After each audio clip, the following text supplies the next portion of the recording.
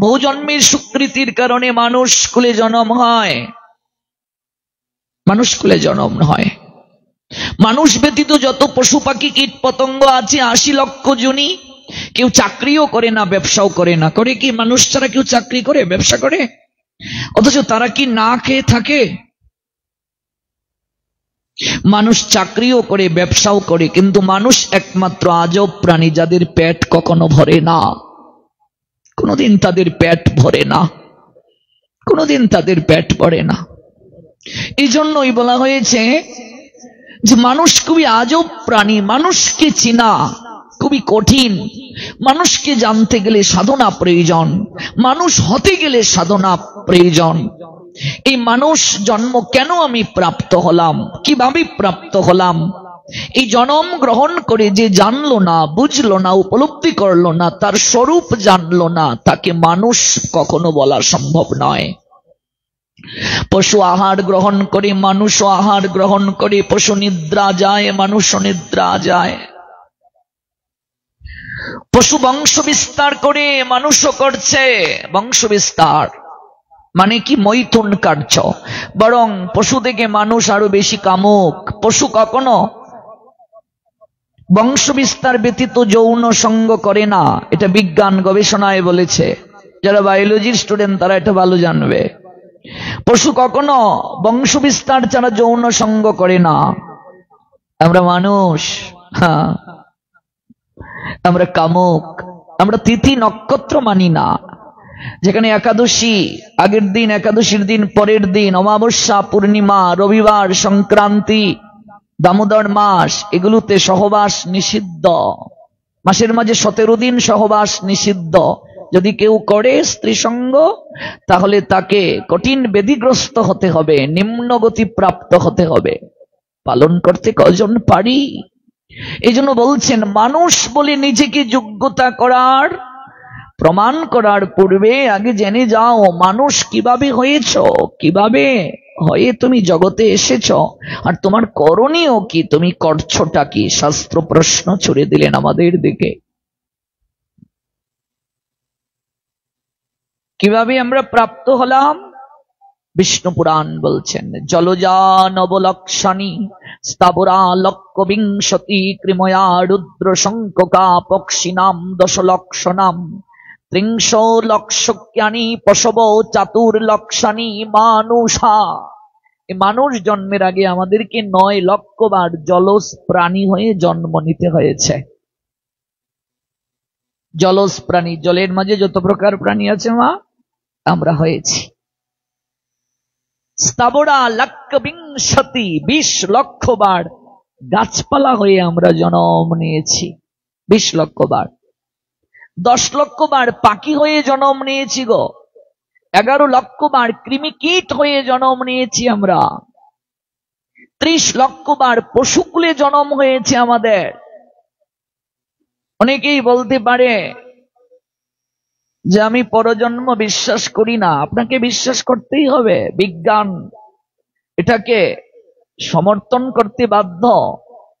যদি পূর্বজন্ম বলে কিছু না থাকতো, তাহলে কেউ এমন একটা ভৌগোলিক পরিবেশে জন্ম নিল, প্রকৃতির সঙ্গে তাকে যুদ্ধ করে বেঁচে থাকতে হয়, এমন ভৌগোলিক পরিবেশ আছে কি নেই? আমি হাতিয়ায় যখন পাঠ করতে প্রথম গিয়েছিলাম, সেখানে বিদ্যুৎ পর্যন্ত ছিল না, একটা দ্বীপ, চারিদিকে জল আর জল। মনপুরায় যখন আমি পাঠ করতে গিয়েছিলাম, কিংবা তিস্তার পাড়ে যারা জন্ম নিয়েছে, পদ্মার পাড়ে যাদের জন্ম হয়েছে, যমুনার ভাঙ্গনে যারা বিলীন হয়ে গেছে, প্রকৃতির সঙ্গে যুদ্ধ করে যারা জন্ম নিচ্ছে, ওইখানে ওদের জন্মটা কেন হলো? কেউ ধনির ঘরে জন্ম নিল সোনার চামচ নিয়ে, কেউ বা দুবেলা দুমুঠো খেতে পায় না, রেলওয়ে স্টেশনে ঘুমায় ভিক্ষাবৃত্তি করে। কেন? কারণটা কি? একজন ধনির ঘরে জন্ম নিল, আরেকজন দুবেলা দুমুঠো খেতে পারে না, এমন একটা জায়গায় জন্ম নিল। কারো গায়ের রং কালো, আপনার গায়ের রংটা ফর্সা কেন? কেউ পঙ্গু হয়ে জন্ম নিল, কেউ অন্ধ হয়ে জন্ম নিল, কারণটা কি? আমার অপরাধটা কি? প্রশ্ন আসতে পারে কি না? কেন? আমার এমন কেন হলো? এর উত্তর আমাদের গীতা দিয়েছেন। আমি কাউকে সুখ দেই না অর্জুন, আমি কাউকে দুঃখ দেই না। আমার কাছে সবাই সমান। আমার কাছে দুর্যোধন যেমন, অর্জুনও তেমন। মানুষ তার কর্ম অনুযায়ী আমার কাছ থেকে সুখ গ্রহণ করে, কর্ম অনুযায়ী আমার কাছ থেকে দুঃখ গ্রহণ করে। যার যেমন কর্ম, সেই কর্ম অনুযায়ী তার জন্ম হয়। যার যেমন কর্ম, সে অনুযায়ী তার জন্ম। কর্ম অনুযায়ী একটা দেহ প্রাপ্ত হয়েছে, কর্ম অনুযায়ী এমন একটা পরিবার প্রাপ্ত হয়েছে, কর্ম অনুযায়ী এমন একটা ভৌগোলিক অবস্থানে তার জন্ম হয়েছে। সকল কিছুই তার কর্মানুযায়ী।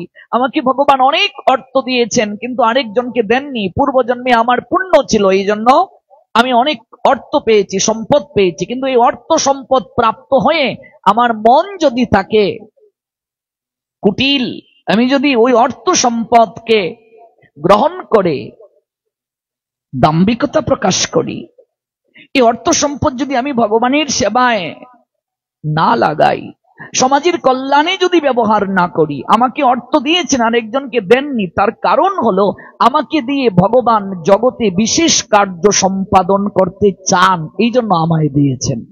ভালো করে কথাটা বুঝতে হবে। আমার দ্বারা হয়তো সম্ভব, এই জন্য ভগবান আমায় দিয়েছেন। অর্থ সম্পদ যাদেরকে অধিক ভগবান দিয়েছেন, তাদের পূর্বজন্মে পুণ্য ছিল। পুণ্যের প্রভাবে মানুষ অর্থ সম্পদ প্রাপ্ত হয়। কিন্তু এই অর্থ সম্পদ পেয়ে যদি কেউ অসৎ কার্যে অর্থ সম্পদকে ব্যয় করে, তাহলে জন্মের তরি লক্ষ্মী সেই গৃহ থেকে বিদায় নিয়ে চলে যান, বিদায় নিয়ে চলে যান। এবং পরবর্তী জন্ম তাদের সর্পকুলে জন্ম হবে, সাপ হয়ে তারা জন্ম নেবে। এটা আমার প্রাক্তন কর্ম, প্রারব্ধ কর্মের কারণে আমার এমন হয়েছে। এই জন্য আমরা যে মানুষ হয়েছি, জলজ প্রাণী হলাম, কীট পতঙ্গ, পশু পাখি বিভিন্ন জটর পরিক্রমা করে শ্রেষ্ঠ জটর মনুষ্য জটর, এই জটরে আমরা এসেছি। কেন এলাম? কারণটা কি? কৃষ্ণ ভজিবার তরে সংসারেতে আইনু। দেখবেন এই গানটা সবাই জানে, এমন কেউ নেই যে তার মুখস্থ নাই। হ্যাঁ, কৃষ্ণের অষ্টোত্তর শতনাম পড়বে, সেখানেও গাইছে। পাঁচালী পড়বে, সেখানেও গাইছে। কৃষ্ণ ভজিবার তরে সংসারেতে আইনু, মিছে মায়ায় বদ্ধ হয়ে বৃক্ষ সম হইনু, ডাল বাঙ্গি পুত্র কন্যা, এরকম আছে কি নেই? হ্যাঁ, মুখস্থ আছে, কিন্তু মানছি কয়জন, পালন করছি কজন? পুত্রকন্যা ডাল ভেঙ্গে যে পড়ছে, বৃক্ষের সঙ্গে তুলনা করছেন, বৃক্ষের ডালের সঙ্গে সন্তানকে তুলনা করছেন। কৃষ্ণ ভজন করার জন্য যদি আমি সংসারে এসে থাকি, আমি কি আদৌ পালন করছি? যদি না করে থাকি, গ্রন্থগত বিদ্যা পরহস্তধন, নহে বিদ্যা নহে ধন হলে প্রয়োজন। আমি তুতা পাখির মতো মুখস্থ করে নিলাম, কিন্তু আমার জীবনে যদি সেটি আচরণ না থাকে, তাহলে এই বিদ্যা কখনো আমাকে পরাশান্তি দিতে পারবে না, পরম লক্ষ্যে পৌঁছাতে পারবে না। তাহলে মনুষ্য জন্ম প্রাপ্তির উদ্দেশ্য হলো কৃষ্ণ ভজন করার জন্য। কারণ এই জন্মেই বিবেক দিয়েছেন, মনুষ্যত্ববোধ দিয়েছেন, বিচার করার ক্ষমতা দিয়েছেন। এই জন্মেই হস্ত দিয়েছেন, চরণ দিয়েছেন, চক্ষু দিয়েছেন, নাসিকা দিয়েছেন, কর্ণ দিয়েছেন। সকল কিছু দ্বারা আমি ঋষিকেশ ভগবান তার ভাগবত বলছেন, এই চোখের কার্য কি? এই চোখের কার্য হলো গুরু বৈষ্ণব দর্শন করা। দর্শনে পবিত্র করো এই তোমার গুণ। এই চোখের কার্য হলো বিগ্রহ দর্শন, ভগবান দর্শন, গুরু দর্শন, বৈষ্ণব দর্শন। কারণ দর্শনের দ্বারাই আমার মাঝে পবিত্রতা আসে। এই চোখ যদি ভগবান দর্শন না করলো, মন্দিরে যদি না যাই, বিগ্রহ দর্শন না করি, তাহলে আমার আর অন্ধের মাঝে কোনো পার্থক্য রইল? মা, কোন বৈষ্ণব এসেছেন, একটিবার তাকে প্রণাম দিতে যদি আমি না যাই, একটু দর্শন করতে না যাই, তাহলে আমার আর অন্ধের মাঝে পার্থক্যটা কোথায়? এই চরণ দ্বারা যদি আমি হেঁটে মন্দিরে না যাই, গুরু বৈষ্ণবের নৈকট্যে না যাই, যেখানে ভাগবত হচ্ছে সেখানে না যাই, তাহলে আমার আর পঙ্গুর মাঝে পার্থক্য কোথায়? বৃক্ষ আর আমার মাঝে পার্থক্য কোথায়? কেন আমি শ্রেষ্ঠ? মানুষকে শ্রেষ্ঠ কেন বলা হয়েছে? এটা কুকুর যদি এখানে আসে, সে কি এই সুন্দর পরিবেশে বসতে পারবে? বসার তার যোগ্যতা আছে, পরিবেশ আছে। কিন্তু আমাকে কেন ভগবান এই জন্ম দিলেন? মানে এই জন্মেই আমি তার আরাধনা করে আমার জীবনটাকে সার্থক করতে পারবো, ধন্য করতে পারবো। এই কর্ণ তখনই সার্থক হবে যখন আমি ভগবানের কথাকে শ্রবণ করব। এই হস্ত তখনই সার্থক হবে যখন আমি হাতে তালি দিয়ে কীর্তন করব। এই হস্ত দ্বারা গুরু বৈষ্ণব ভগবানের আমি সেবা করব। যতদিন পর্যন্ত না আমি এই হস্ত দ্বারা অর্চন না করব, বিগ্রহ সেবা না করব, রন্ধন করে ভগবানকে নিবেদন করতে না পারব, আমি ভগবানের শ্রীমন্দির ঝাড়ু দিতে না পারব, আমি আঙ্গিনা আমি যদি মুছে না নিতে পারি, পুষ্প দ্বারা মালা গাঁথতে না পারি, হস্ত দিয়ে তালি দিয়ে কীর্তন করতে না পারি, ততদিন যাবত এই হস্তের সার্থকতা হলো না। এই হাত যে ভগবান দিলেন এর আর সার্থকতা রইল না। এই অম্বরীশ মহারাজ ভাগবত পড়লে দেখবেন তিনি তার সকল অঙ্গ প্রত্যঙ্গ দ্বারা ভগবানের সেবা করেছেন।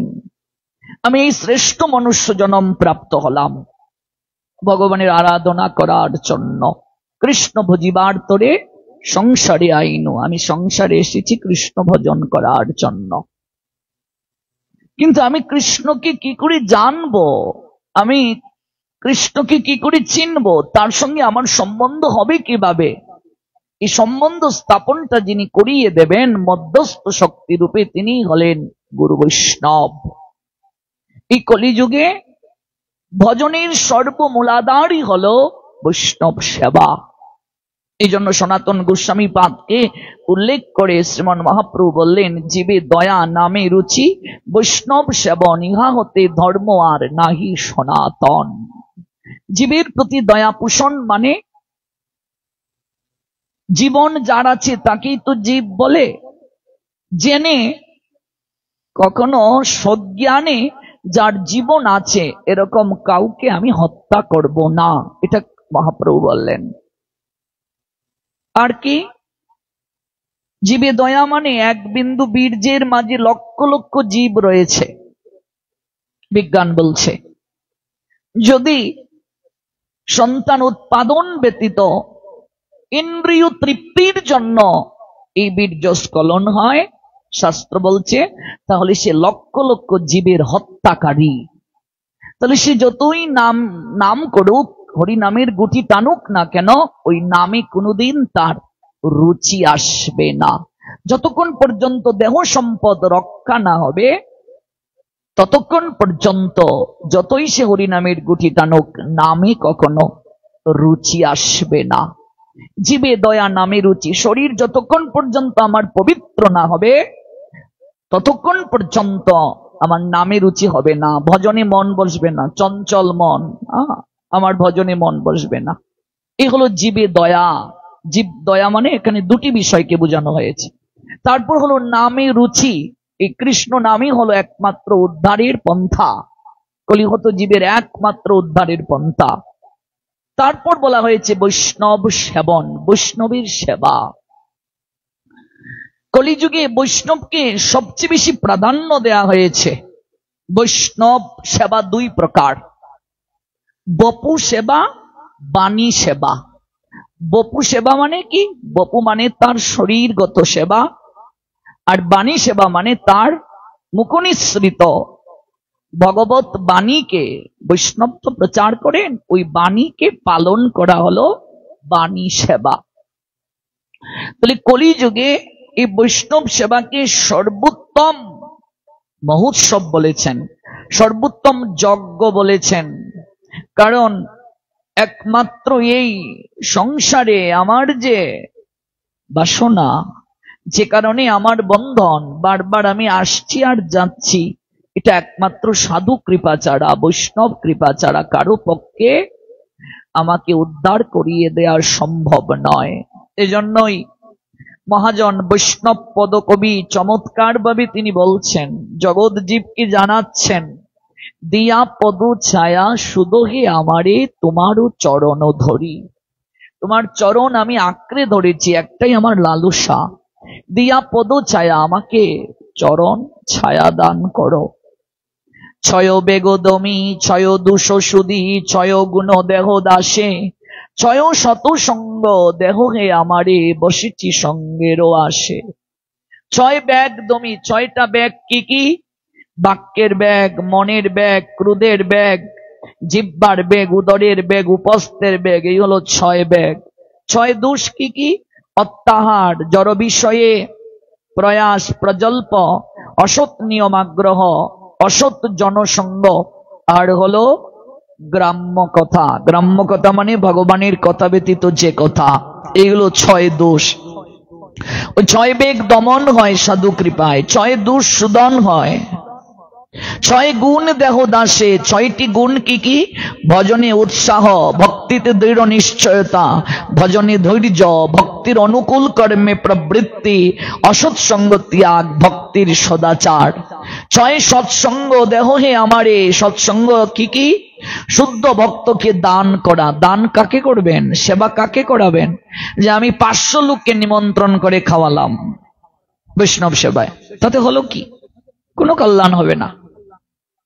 কাকে কাকে খাওয়াতে হবে? সেবাটা কাকে?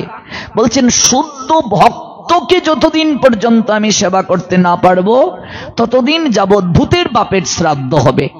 মানে ওই অর্থ দান দ্বারা আমার কোনো কল্যাণ হবে না। প্রমাণ মহাভারতে ভগবান কৃষ্ণ অর্জুনকে পাঠিয়ে বললেন, যাও এমন একজনকে তুমি নিমন্ত্রণ করে আসবে, তার নাম রুহিদাস। সে যদি ভোজন করে স্বর্গে ঘন্টা বাজবে। অর্জুন ভাবলেন এমন বৈষ্ণব, সে ভোজন করলে স্বর্গে ঘন্টা বাজবে।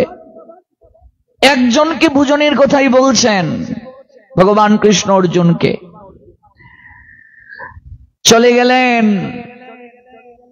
অর্জুন নিমন্ত্রণ করতে গিয়ে, যা নিরীক্ষণ করলেন, ভাবলেন ছি ছি ছি ছি ছি ছি ছি, একটা মুচির বাড়ি আমায় পাঠালেন গোবিন্দ নিমন্ত্রণ করার জন্য। বৈষ্ণবীর কখনো জাত হয় না গো, তাকে জাত বুদ্ধি করতে নেই, বিচার করতে নেই তাকে।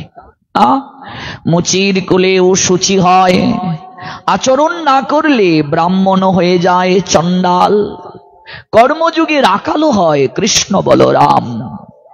আমি মুচির বাড়ি যাব, এরকম ভাবনা, এরকম অহংকার এসে গেল অর্জুনের মনে, অহংকার ভাব এসে গেল। যখন গিয়ে দাঁড়ালেন আঙ্গিনায়, রুহিদাস সঙ্গে সঙ্গে তাকে প্রণাম নিবেদন করলেন। দর্শন মাত্র সাষ্টাঙ্গে প্রণাম দিয়ে দিলেন।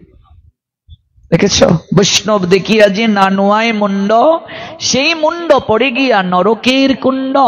বৈষ্ণব দর্শন মাত্র যে প্রণাম দেয় না, সঙ্গে সঙ্গে অপরাধ হয়ে যায়। অপরাধ হলো 6টি বৈষ্ণব অপরাধ। তন্মধ্যে প্রথম অপরাধ হলো সাধু দর্শন মাত্র যার মনে আনন্দ হয় না, সেটাও এক প্রকার অপরাধ। সাধুর নিকটে আমি গিয়ে যদি উচ্চ গলায় কথা বলি, তাহলে বুঝতে হবে আমার মাঝে জ্ঞান বুদ্ধি কিছুই নেই। আমি আমার পরিবারের সঙ্গে যেভাবে কথা বলবো, বন্ধু বান্ধবের সঙ্গে যেভাবে কথা বলবো, আমি আমার গুরুদেবের শোনে, একজন সাধুর শোনে, বৈষ্ণবের শোনেও গিয়ে যদি আমি সেভাবেই কথা বলি, আমার ক্রোধ যদি আমি সংবরণ করতে না পারি, তাহলে বুঝতে হবে আমার মাঝে কোনো জ্ঞান নাই, আমি মানুষরূপী পশু। আমি যদি সাধুর দোষ দর্শন করতে শুরু করি, তাহলে আমি তো অপরাধী হই নিম্নগতি প্রাপ্ত হবই হব, আর আমার মাঝে বিবেক বোধ আর রইল না। অর্জুন গিয়ে তিনি বিচার করতে শুরু করলেন, আর অর্জুনকে দেখা মাত্রই প্রণাম দিয়ে দিলেন রুহিদাস। দর্শন মাত্র প্রণাম। আহা কি সৌভাগ্য গো! তৃতীয় পাণ্ডব স্বয়ং বাসুদেব কৃষ্ণের সখা যিনি, তিনি আজ এই কাঙ্গালির কুটিরে সাধু আমার গৃহে এসেছেন, এটা আমার পরম সৌভাগ্য। আমি যদি মনে করি মনে হয় তার বাড়িতে খাওয়ার কিছু নাই, মনে হয় ঘুমানোর ব্যবস্থা নাই, এই জন্য তিনি আমার গৃহে এসেছেন, এটা সবচেয়ে আমার ভুল হবে। প্রকৃত সাধু যিনি, তার খাবারের অভাব নাই, তার বসনের অভাব নাই, তার শয়নের অভাব নাই, তিনি কৃপা আমাকে করার জন্য এসেছেন। শাস্ত্র বলছেন, মহন্তের স্বভাব হয় তাড়িতে পামর, নিষ্কার্য নাই তবু যায় পরের ঘর। সাধু আমার গৃহে এসেছেন, এটা যদি আমি মনে করি তার খাবারের অভাব, আমি তাকে সেবা করছি, তাহলে ওই সেবা দ্বারা আমার কোনো কল্যাণ হবে না। এটা আমার দায়িত্ব। আমি সংসারী মানুষ, সংসারী মানুষের আর কোনো ভজন নেই, একটাই ভজন, সাধু সেবা। যতদিন পর্যন্ত আমি স্ত্রী সঙ্গের ঊর্ধ্বে উঠতে না পারবো, যতদিন পর্যন্ত আমার শরীর পবিত্র না হবে, ততদিন পর্যন্ত কোনো সংসারী মানুষকে অন্য কোনো ভজনে অধিকার দেওয়া হয় নাই। তার একটাই অধিকার, সে গুরুদেবের সেবা করবে, বৈষ্ণবের সেবা করবে, এটার দ্বারাই তার ভগবান প্রাপ্তি হবে।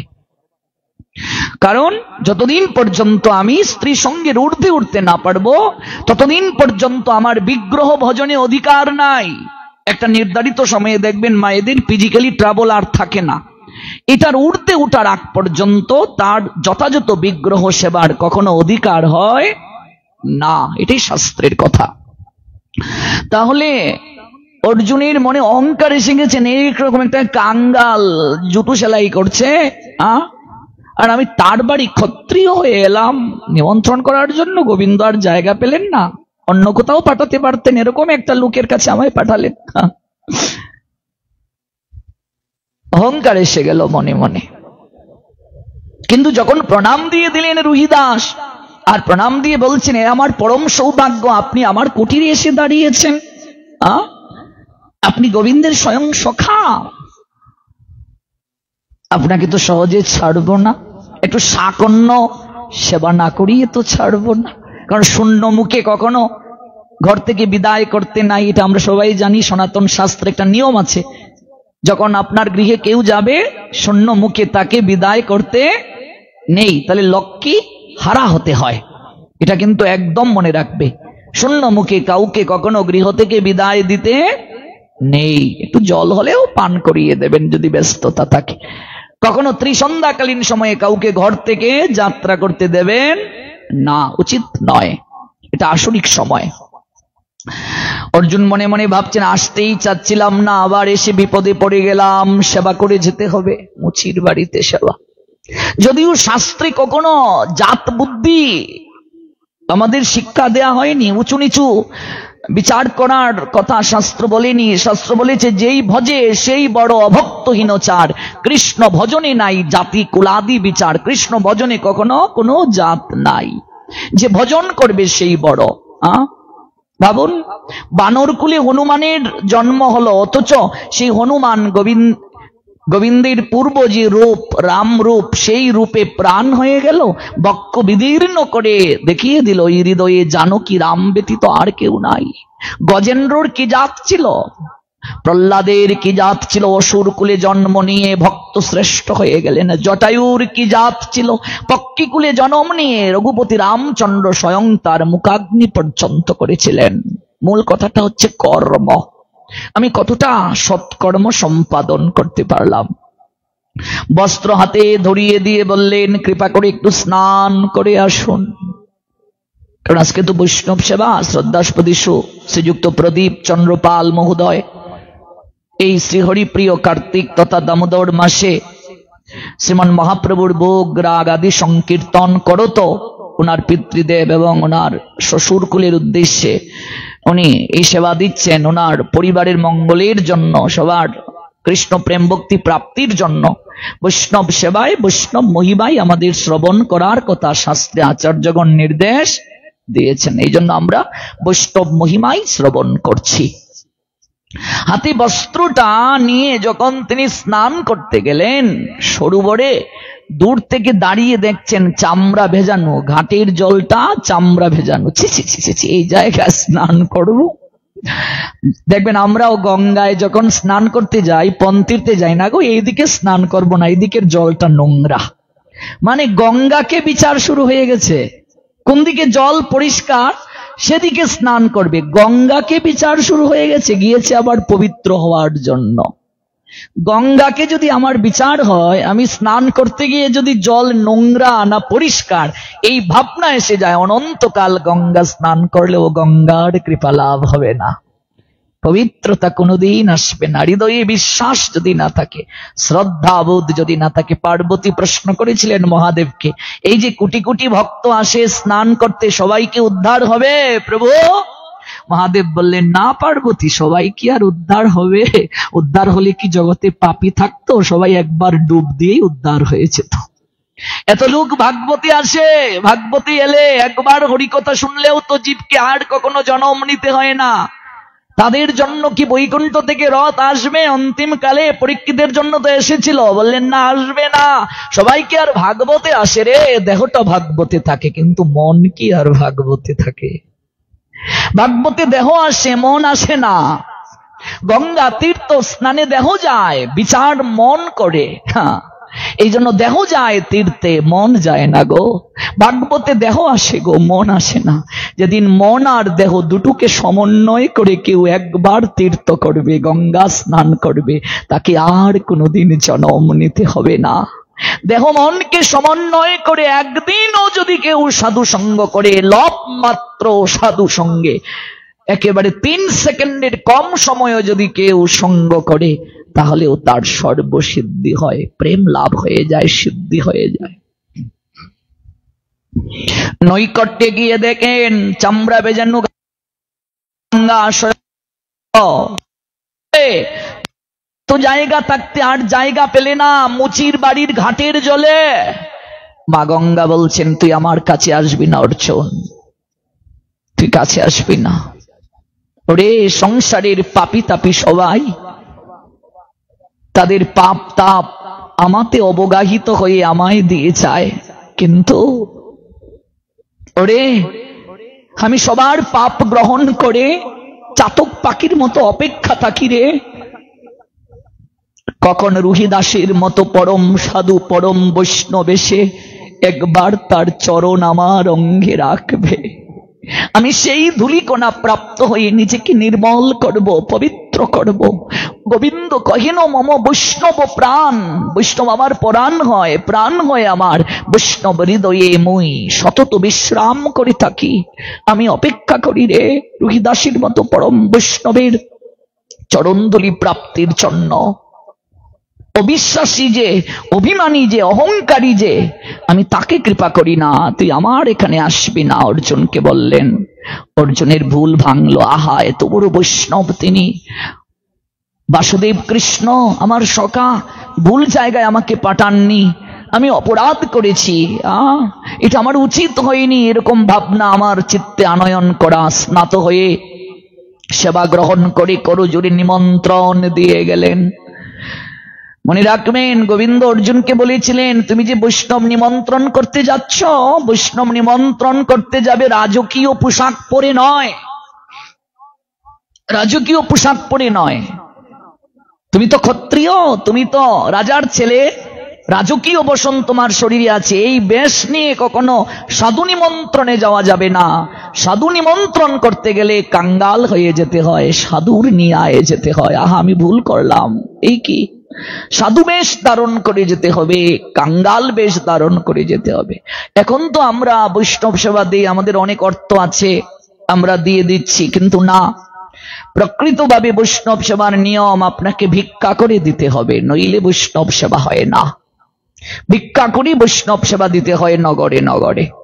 শ্রীমান মহাপ্রভু নিজে পর্যন্ত ওই পুরী ধামে পশারীদের কাছে উত্তরীয় পেতে হরিদাস ঠাকুরের বৈষ্ণব সেবার জন্য ভিক্ষা করেছিলেন। শাস্ত্র গ্রন্থে আছে যে বৈষ্ণব সেবায় আমরা হরিদাস ঠাকুরের একটা আসন দেই, যদিও এখন তো আর বৈষ্ণব সেবার নিয়ম লাগে না, যে যেভাবে পারে একটু মনে করে বুক দিলেই সেবা হয়ে যায়, কিন্তু না, মহাপ্রভুকে আমন্ত্রণ করে সেখানে হরিদাস ঠাকুরের জন্য আসন লাগবে। হরিদাস ঠাকুরকে দিয়েই তো জগতে নাম এবং বৈষ্ণব সেবার মহিমাটা শ্রীমান মহাপ্রভু প্রচার করেছেন, হরিদাস ঠাকুরকে দিয়ে। হরিদাস ঠাকুরের তরে বৈষ্ণব সেবায় 5 ঘর ভিক্ষা, অন্তত যদি নাও পারা যায় 5 ঘর হলেও মহাপ্রভু ভিক্ষা করারও নির্দেশ দিয়েছেন। পশারীদের কাছ থেকে ভিক্ষা করলেন। ফ্যানটা এদিকে ঘুরিয়ে দাও, ভক্তরা কষ্ট পাচ্ছে, ফ্যানটা এদিকে দাও। অন্তত 5 ঘর হলেও ভিক্ষা করার কথা বলা হয়েছে। যদি কেউ না পারে অন্তত 5 ঘর হলেও তাকে ভিক্ষা করতে হবে। ভিক্ষা করেই বৈষ্ণব সেবা দিতে হয়, নতুবা হয় না। সম্পূর্ণ হয় না। গৌরহরি তাই করেছিলেন। গৌরহরি স্বয়ং ভগবান হয়ে দাঁড়িয়ে দাঁড়িয়ে ভিক্ষা করেছিলেন, ওগো তোমরা কে, কোথায় আছো, আমি হরিদাস ঠাকুরের বৈষ্ণব সেবা দেবো, এই তরে আমায় ভিক্ষা দাও। কেউ চাল দিয়েছিল, কেউ সবজি দিয়েছিল, কেউ ডাল দিয়েছিল। মহাপ্রভু নিজে প্রসাদ বিতরণ করেছিলেন, বৈষ্ণব মহিমা গুণকীর্তন করেছিলেন। চৈতন্য চরিতামৃতে আছে। রহিদাসকে নিমন্ত্রণ করা হলো, একেবারে কাতর হয়ে কাঙ্গাল হয়ে অর্জুন নিমন্ত্রণ দিয়ে গেলেন। পাঞ্চালী স্বয়ং দায়িত্ব পেলেন রান্না করার। রান্নাটা কে করবে? পাঞ্চালী স্বয়ং। মনে রাখবে, যতদিন পর্যন্ত আমি নিজে রান্না করে ভগবানকে ভোগ দিয়ে গুরু বৈষ্ণবকে সেবা না দিতে পারবো, ততদিন যাবত আমার প্রকৃত সেবা হবে না। আজকাল বৈষ্ণব সেবা মানে আমরা কি বুঝি? সাধুরা আমার গৃহে আসবেন, এসে রান্না করবেন, ভোগ লাগাবেন, সাধুরা আমাদেরকে সার্ভিস করবেন। তাহলে বৈষ্ণব সেবা হলো না বৈষ্ণব এসে আমার সেবা করলো? কি হলো বাবা? বৈষ্ণব সেবা হলো না বৈষ্ণব এসে আমার সেবা করলেন? তিনি রান্না করলেন, তিনি ভোগ দিলেন, তিনি আমাকে আবার প্রসাদ বিতরণ করলেন, তিনি থাল বাসন ধুইলেন। থাল বাসন আবার বৈষ্ণব কেন ধুইল না? এই নিয়ে মন খারাপ হয়ে যায়। তাহলে তো উল্টো দিকে বৈষ্ণব আমার সেবা করছেন, তাহলে আমি কি করে বৈষ্ণবের সেবা করলাম? তো উল্টো হয়ে গেল। যতদিন পর্যন্ত আমার এই যোগ্যতা না হবে, যতদিন পর্যন্ত আমি আহার শুদ্ধ না হব, যতদিন পর্যন্ত আমি সাধু সেবার তরে নিজেকে উৎসর্গ করতে না পারবো, এই জন্য ভগবান পাঞ্চালীকে বললেন, হে সখী, রান্নার দায়িত্বটা তোমাকেই স্বয়ং নিতে হবে। দেখো শিক্ষা কি। পাঞ্চালী তিনি করজুড়ে বললেন, গোবিন্দ, সে তো আমার পরম সৌভাগ্য, আমি দায়িত্ব নিলাম। আমার দ্বারা কি হবে? রাসমহিষী ভাবা যায়, কুরু সম্রাট কুলবধূ। যুধিষ্ঠির তো সম্রাট, সম্রাটের কুলবধূ তিনি, তিনি নিজে দায়িত্ব নিচ্ছেন রান্নার। কুরু সম্রাট কুলবধূ। কারণ মনে রাখবে, শ্মশান যেখানে উঁচু নিচু ভেদাভেদ নাই, ভাগবত পাঠের আসর উঁচু নিচু ভেদাভেদ নাই, এখানে কলেজের প্রিন্সিপালের জন্য আলাদা আসন থাকবে না ভাগবত পাঠে, শ্মশানে মন্ত্রীর জন্য আলাদা চিতা হবে না, একইভাবে একই পদ্ধতিতে তাকে দাহ করা হবে, একই পদ্ধতিতে ভাগবত পাঠে বসবে। এই জায়গায় উঁচু নিচু ভেদাভেদ নাই। গুরু বৈষ্ণব ভগবান, তাদের নিকটে উঁচু নিচু ভেদাভেদ নাই। পিতামাতার নিকটে সন্তানের কখনো বিচার হয় না। সন্তান যদি জজ সাহেব হয়ে যায়, মায়ের কাছে কখনো জজ হয় না। ছোট্ট খোকা বাবার কাছে কখনো সে বড় হয় না। পিতামাতার কাছে যেমন সন্তান কখনো বড় হয় না, গুরু বৈষ্ণব ভগবানের কাছেও তেমন বিনয়। পিতামাতার কাছে বাৎসল্য, আর গুরু বৈষ্ণবের কাছে পিতামাতার থেকেও বিনয় থাকতে হবে। এটাকে বলে দাস্য। দাস্য মানে তিনি প্রভু, আমি তার চাকর। আর বাৎসল্য হলো পিতামাতার সঙ্গে সন্তানের ভাব বিনিময়, বাৎসল্য ভাব, সন্তান ভাব। কেমন? এখানে দাস্য ভাবটা নাই। পিতামাতার কাছে দাস্য ভাব নয়, গুরু বৈষ্ণব ভগবানের কাছে দাস্য ভাব, পিতামাতার কাছে বাৎসল্য ভাব। কুরু সম্রাজ্ঞী দ্রৌপদী, তিনি নিলেন রান্নার দায়িত্ব। রান্না করলেন আপন মনের মাধুরী মিশিয়ে। এত এত আইটেম রান্না করলেন, 56 ব্যঞ্জন রন্ধন করলেন। রন্ধন করে সেবা দেওয়ার জন্য আসন পেতে দিলেন। নিজের হাতে আজ তিনি ব্যঞ্জনাদি পরিবেশন করছেন। পাঞ্চালী যখন ব্যঞ্জন পরিবেশন করলেন, তিনি দেখলেন রুহিদাস সকল ব্যঞ্জন, 56 ব্যঞ্জন রন্ধন হলো, তো ওই সকল ব্যঞ্জন তিনি একসঙ্গে মেখে সেবা করছেন। মনে মনে পাঞ্চালীর একটু অহংকার এসে গেল। আমি এত কষ্ট করি এত ব্যঞ্জন রন্ধন করলাম, ওই সাধু কোন ব্যঞ্জনটা কেমন হলো পরখ করে দেখলো না, কোন ব্যঞ্জনের স্বাদ কেমন। ভিখারি হয়তো খায়নি তো রাজভোগ, এরকম ভাবটা এসে গেল। অর্থ এমন এক জিনিস, অর্থ যখন মানুষের প্রচুর থাকে, তখন গুরু বৈষ্ণবের সঙ্গে কথা বলতেও তার অহংকার এসে যায়। যদি সে চায় না, কিন্তু ভেতর থেকে এসে যায়। অর্থের এমন দাপট, অর্থের এমন দাপট, ক্ষমতার এত দাপট, সে যদি চায়ও না, ভেতর থেকে এসে যায়, এটাই তো অপরাধ। এই অপরাধ সংবরণ করতে না পারলে তো আমার কৃপা হবে না। তিনি চাননি, বাসুদেব কৃষ্ণ বুঝিয়ে দিয়েছেন। অর্জুন এসে বলেছেন, রুহিদাস কত বড় বৈষ্ণব, কত বড় সাধু, সকল কিছু জানেন তিনি, জানার পরও ভেতর থেকে এসে গেছে। কাঙ্গাল তো জীবনে রাজভোগ দেখে অভ্যস্ত না, খেয়ে অভ্যস্ত না, অভিমান এসে গেল। একসঙ্গে মাখিয়ে সাধু খেয়ে নিচ্ছে, কোনটার কোন স্বাদ দেখলো না, আইটেমগুলো ফরক করলো না। সেবা হলো, স্বর্গে ঘন্টা বাজলো না। গোবিন্দ জিজ্ঞেস করলেন সবাইকে, পঞ্চপাণ্ডবকে বলো, সত্যিকার অর্থে বলো তো, তোমরা যে এই সেবা দিলে, তোমাদের মনে কি কোনো অহংকার ছিল? ওই সেবা দেওয়ার সময় তোমাদের মন কি নির্মল ছিল? তোমাদের মনে কি দাম্ভিকতা এসেছে? পঞ্চপাণ্ডব করজুড়ে বাসুদেব কৃষ্ণকে বলছেন, না বাসুদেব, আমাদের মনে কোনো কুটিলতা ছিল না, আমাদের মন সরল ছিল। আমরা প্রাণ ভরে সেবার জোগাড় করেছি, আমরা প্রাণ ভরে সেবার ব্যবস্থা করেছি, আমাদের মনে তো কিছু ছিল না। তাহলে সেবা যে সম্পূর্ণ হলো না। এবার গোবিন্দ তো অন্তর্যামী, সবই জানেন। পাঞ্চালীর দিকে তাকিয়ে বলছেন, সখী তুমি বলো, তুমি যে রন্ধন করলে, পরিবেশন করলে, তোমার মন কেমন ছিল? পাঞ্চালী বলছেন, গোবিন্দ, কারণ পাঞ্চালী কৃষ্ণকে গোবিন্দ বলে ডাকেন, গোবিন্দের সঙ্গে পাঞ্চালীর সম্পর্কটা সখ্য সম্পর্ক, সখী সম্পর্ক, দাস্য সম্পর্ক নয়। দাস্য মানে তিনি প্রভু, আমি তার সেবক। কিন্তু সখ্য সম্পর্ক মানে বন্ধুত্বের সম্পর্ক। এই পাঁচটা সম্পর্কেই ভগবানকে পাওয়া যায়, শান্ত, দাস্য, সখ্য, বাৎসল্য, মধুর। কলিযুগে চার সম্পর্ক, চার সম্পর্কে মহাপ্রভু জগৎকে প্রেম দান করেছেন। সেটা হলো বাৎসল্য, দাস্য, সখ্য, মধুর। শান্ত ভাবটা গৌরহরি কলিযুগে প্রচার করেন নাই। ব্রজে পাঁচটা ভাব, পাঁচটা ভাবের মাঝে শ্রেষ্ঠ হলো মধুর ভাব। মধুর ভাবে ব্রজ গোপিকারা গোবিন্দকে আরাধনা করেছেন। এই যে আমরা প্রতিদিন ব্রজের কথা শ্রবণ করছি মন্দিরে। তুমি সত্যিকার অর্থে বলো তো পাঞ্চালী, তোমার মনের অবস্থানটা কেমন ছিল? কেমন ছিল তোমার মনের অবস্থানটা?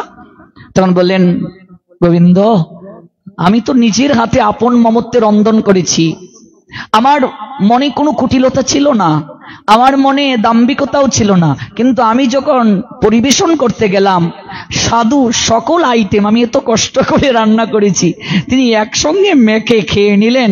কোন আইটেমটা কেমন হলো একটু স্বাদটা তো তিনি দেখতে পারতেন। আমি কুরু সম্রাজ্ঞী, আমি এত কষ্ট করে এত উপাদেয় আইটেম রান্না করলাম। গোবিন্দ বললেন, এই যে তোমার মাঝে কুরু সম্রাজ্ঞী এই ভাবটা রয়ে গেছে, কোনদিন তোমার হাতে সেবা সম্পূর্ণ হবে না। যতদিন পর্যন্ত চিত্তে এই ভাব থাকবে যে অমুক বাবু সেবা দিচ্ছেন, তমুক সম্রাজ্ঞী সেবা দিচ্ছেন, অত বড় আয়োজন হয়েছে, এত লোক খেয়েছে, এত লোক আমার অনুষ্ঠানে হয়েছে, বুঝবে এটা রাজসিক অনুষ্ঠান, লোককে দেখানোর অনুষ্ঠান। পাঞ্চালী, তার দ্বারা জীবের কল্যাণ হবে না। তুমি এখনো তো কুরু বংশের সম্রাজ্ঞী পুত্রবধূ রয়ে গেলে, তুমি তো এই জায়গা থেকে সেবিকা হতে পারলে না। তুমি তো এই জায়গা থেকে বের হয়ে একজন সাধু সেবার অধিকারিণী হতে পারলে না। তোমার চিত্ত থেকে তুমি রাজার মেয়ে, সম্রাজ্ঞী, সম্রাটের বউ, এই ভাবটা তোমার চিত্ত থেকে গেল না। আর তোমার মনে ওই ভাবনাটা রয়ে গেল, কোন আইটেমটা কেমন একটু পরখ হলো না। ভিখারি জীবনে রাজভোগ দেখেনি, এটা তো আমি মনে মনে বলেছি গোবিন্দ, এটা তো আমি মুখে বলিনি। বলছেন, ভগবান তো অন্তর্যামী হয় সখী, তিনি তো মনের কথাও জানেন। কৃষ্ণ স্বয়ং ভগবান, এরপরও তিনি জগৎকে শিক্ষা দিচ্ছেন। এগুলো কাকে শিক্ষা দিচ্ছেন? আমাদেরকে শিক্ষা দিচ্ছেন। এটা কি দ্রৌপদীকে শিক্ষা? না, আমাদেরকে। দ্রৌপদী একটা চরিত্র, আমাদেরকে শিক্ষা দিচ্ছেন। স্বর্গে ঘন্টা বাজল না, আবার সেবার আয়োজন হলো, মনস্কামনা পূরণ হলো, মনস্কামনা পূরণ হলো, স্বর্গে ঘন্টা বাজল। গোবিন্দ দেখিয়ে দিলেন বৈষ্ণবীর মর্যাদা। ভক্তি উৎকর্ষতায় তিনটি বিষয় খুবই গুরুত্বপূর্ণ। বৈষ্ণব পাদুদক, বৈষ্ণবের পদধৌত জল, বৈষ্ণব চরণ রেণু, মস্তকে মস্তকের ভূষণ বলেছেন নরোত্তম দাস ঠাকুর। ভূষণ, ভূষণ মানে সৌন্দর্য। মস্তকের ভূষণ বলছেন বৈষ্ণব চরণ রেণু, মস্তকের ভূষণ বিনু, আর কেহ নহি বলবন্ত, আর নাহি ভূষণের অন্ত। বৈষ্ণব চরণ জল প্রেম ভক্তি দিতে বল, আর কেহ নহি বলবন্ত। বৈষ্ণব চরণ রেণু, মস্তকে ভূষণ বিনু, আর নাহি ভূষণের অন্ত। তীর্থ জল পবিত্র গুণে লিখিয়াছে পুরাণে, সেসব ভক্তির প্রবঞ্চন। বৈষ্ণবের পাদুদক সমনহে এই সব যাতে হয় বাঞ্ছিত পূরণ। বৈষ্ণব সঙ্গীতে মন আনন্দিত অনুক্ষণ, সদা হয় কৃষ্ণ প্রসঙ্গ। দিন নরুত্তম কান্দে, হিয়া দৈর্য নাহি বান্ধে, মুরদশা কেন হইল ভঙ্গ। মনে রাখবে আমি কতটা প্রেমার ভক্তি মাখিয়ে দিতে পারলাম সেবা, সেটি হলো মুখ্য। সেবাটা কতটা প্রেমার ভক্তি মাখিয়ে দিতে পারলাম। ছাড়িয়া বৈষ্ণব সেবা নিস্তার পেয়েছে কেবা, সাধু সেবা ছাড়া জগতে কিছু প্রাপ্তি হয় না। বৃষভানু রাজা, নিশ্চয় নাম শুনেছেন আপনারা, রাধারানীর বাবা। পুরাণে আছে বৃষভানু রাজা নারদ সংবাদে, বৃষভানু রাজার নারদ সংবাদ, সেখানে উল্লেখ আছে দেখবেন। এত এত অর্থবিত্ত বৈভব রাজত্ব, এরপরও বৃষভানু রাজার কোনো সন্তান নাই। প্রজাদের মনে দুঃখ, আমাদের মহারাজের যদি একটা সন্তান হতো, একটা সন্তান যদি হতো তাহলে কতই না আনন্দ হতো, মহারাজ বাৎসল্য প্রেমাস্বাদন করতে পারতেন। বৃষভানু রাজা নারদের নৈকট্যে গিয়ে প্রণাম দিয়েছিলেন, দুঃখের কথা খুলে বলেন যে আমার দুঃখ নেই, আমি জানি পূর্বজন্মে হয়তো আমার দুষ্কর্ম ছিল, এই কারণে আমি সন্তান পাইনি, আমার মনে দুঃখ নেই, কিন্তু আমার প্রজারাও তো আমার সন্তান, তাদের মনে দুঃখ। হে গুরুদেব, আমার কি করা করণীয়? নারদ তখন বৃষভানু রাজাকে বললেন, তুমি বৈষ্ণব সেবার আয়োজন করো, সাধু সেবার আয়োজন করো। তুমি সাধু সেবা আয়োজন করবে, এখানে স্পষ্টভাবে সেবার নিয়ম লেখা আছে, নিয়ম বর্ণনা আছে। তুমি সাধুর নৈকট্যে যাবে, সাধুর বেশ ধারণ করে সম্মানের সঙ্গে পালকিতে চড়িয়ে আনবে, সেবা অন্তে প্রত্যেককে দক্ষিণা প্রদান করবে। এবং তুমি এখানে রাজা এই ভাব রাখবে না, তুমি সবার প্রসাদ প্রাপ্তির পর অধরামৃত গ্রহণ করবে, যদি থাকে খাবে, না থাকলে তাতেই তোমার আনন্দ। মহাপ্রভুকে সবাই বলছেন, প্রভু তুমি প্রসাদ পাবে না? মহাপ্রভু বললেন, কারো বাড়ি যদি অনুষ্ঠান হয় সেই গৃহকর্তা কি আগে খেয়ে নেয়? সবাই খাওয়ার পর যদি থাকে খায়, না থাকলে তাই তার আনন্দ। হরিদাসের বৈষ্ণব সেবা, আর আমি প্রথমে খেয়ে নেব, তা কি হয়? মহাপ্রভু নিজে বিতরণ করছেন প্রসাদ। নারদ এখানে বললেন, তুমি অধরামৃত গ্রহণ করবে, বৈষ্ণবের উচ্ছিষ্ট অমৃত গ্রহণ করবে। সবাইকে আমন্ত্রণ করে সেবা দিলেন, সেই কৃপায় রাধারানীকে প্রাপ্ত হলেন সরোবরে পদ্মপাতার মাঝে।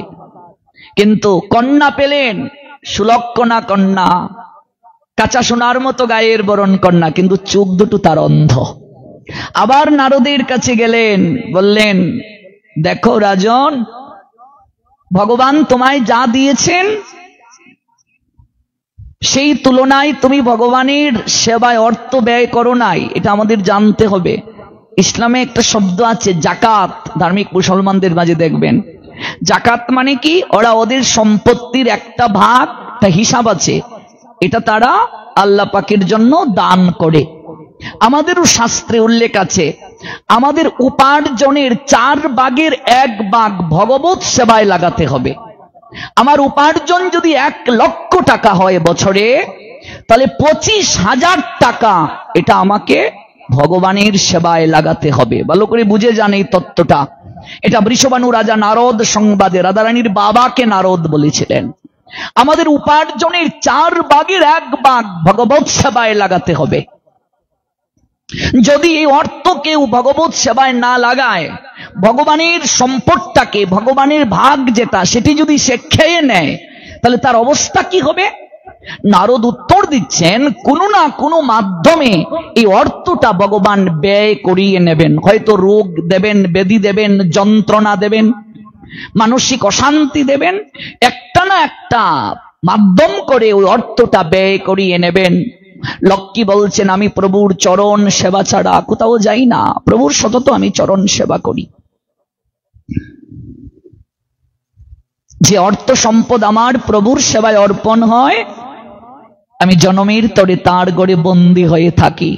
দেখবে আগেরকার যত রাজা জমিদারদের বাড়ি, কোনো বাড়ির অস্তিত্ব নাই। যত বড় বড় বাড়ি দেখবে, তালুকদার বাড়ি, শাহ বাড়ি, চৌধুরী বাড়ি, কোনো অস্তিত্ব নাই। দেখবে চামচিকার বাসা।